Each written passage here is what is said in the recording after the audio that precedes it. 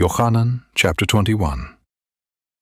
After these things, Yeshua revealed himself again to the Talmudim at the Sea of Tiberia. He revealed himself this way: Shimon Kephah, Toma called Didymus, Nathanael of Cana in Hagalil, and the sons of Zebadiah, and two others of his Talmudim were together. Shimon Kephah said to them, "I'm going fishing." They told him, "We are also coming with you." They immediately went out and entered into the boat. That night they caught nothing. But when day had already come, Yeshua stood on the beach, yet the Talmudim didn't know that it was Yeshua. Yeshua therefore said to them, "Children, have you anything to eat?" They answered him, "No." He said to them, "Cast the net on the right side of the boat, and you will find some." They cast it therefore, and now they weren't able to draw it in for the multitude of fish. That Talmud therefore whom Yeshua loved said to Kephah, "It's Hadon." So when Shimon Kephah heard that it was the Lord, he wrapped his coat around him, for he was naked, and threw himself into the sea. But the other Talmudim came in the little boat, for they were not far from the land, but about 200 cubits away, dragging the net full of fish. So when they got out on the land, they saw a fire of coals there, and fish laid on it, and bread. Yeshua said to them, "Bring some of the fish which you have just caught."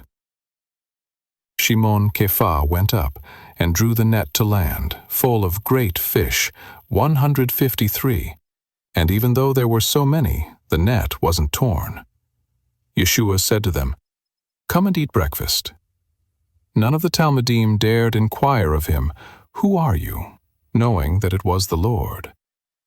Then Yeshua came and took the bread, gave it to them, and the fish likewise. This is now the third time that Yeshua was revealed to his Talmudim, after he had risen from the dead. So when they had eaten their breakfast, Yeshua said to Shimon Kephah, "Shimon, Bar Yonah, do you love me more than these?" He said to him, "Yes, Adonai, you know that I have affection for you." He said to him, "Feed my lambs." He said to him again a second time, "Shimon, Bar Yonah, do you love me?" He said to him, "Yes, Adonai, you know that I have affection for you." He said to him, "Tend my sheep." He said to him the third time, "Shimon, Bar Yonah, do you have affection for me?" Kephah was grieved because he asked him the third time, "Do you have affection for me?" He said to him, "Adonai, you know everything. You know that I have affection for you." Yeshua said to him, "Feed my sheep." Amen, amen, I tell you, when you were young, you dressed yourself and walked where you wanted to.